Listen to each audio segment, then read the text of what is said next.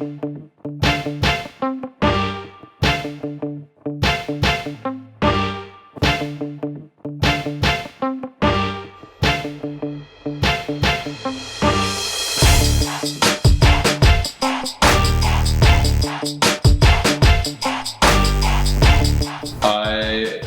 been training on my own for the last 3 weeks. The team's been up in San Diego and at a training camp, but because of work, I haven't been able to join them for that. And today was one of the first days that the group is back. So for me, it's a really positive week because I finally get to row next to some other guys again, and I'm really looking forward to the whole team coming back for a good month of winter training.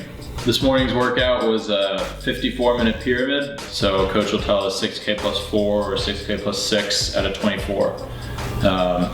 And it's kind of one of our hard steady states, a little harder than steady state obviously, but it's one of our hard steady state days. I learned to eat breakfast at work and make sure I'm,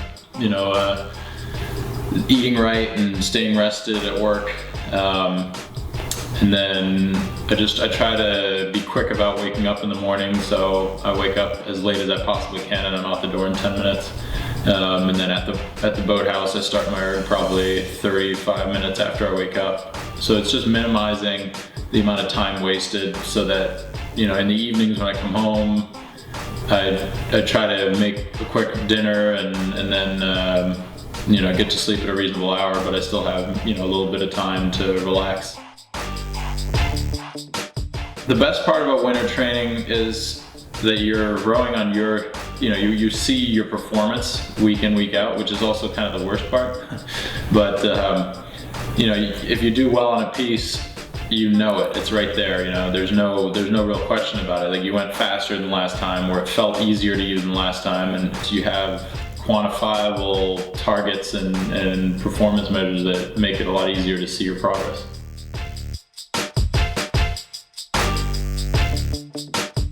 So this is Sword Round Company, and I'm an associate here. We're an investment bank in Princeton.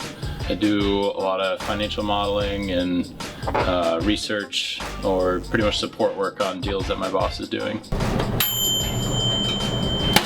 All right, for breakfast, I usually make some eggs and a toast with some jam in it, and then when I'm done with that, I'll have a bowl of oatmeal.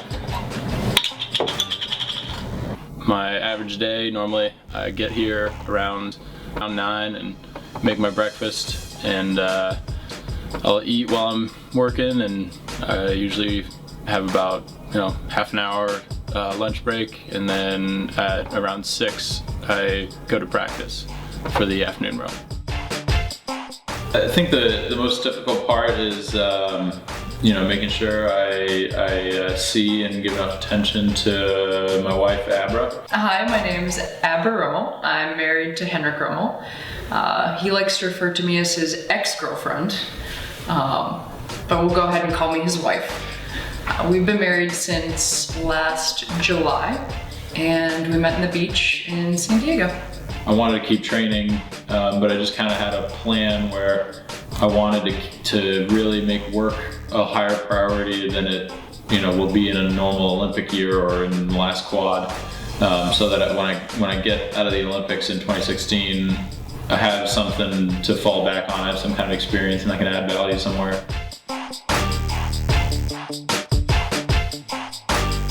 Probably the toughest part about the whole scheduling issue is just that our lives constantly revolve around rowing. Most couples get to have date nights, and we don't. We have lift nights at the Princeton Boathouse.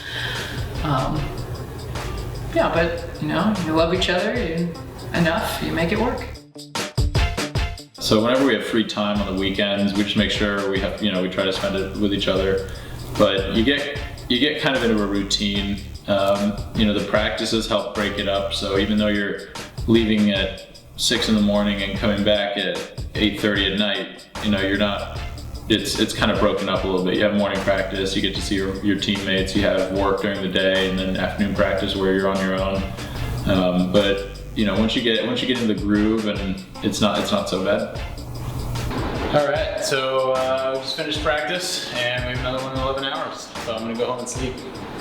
I won't be back in 11 hours.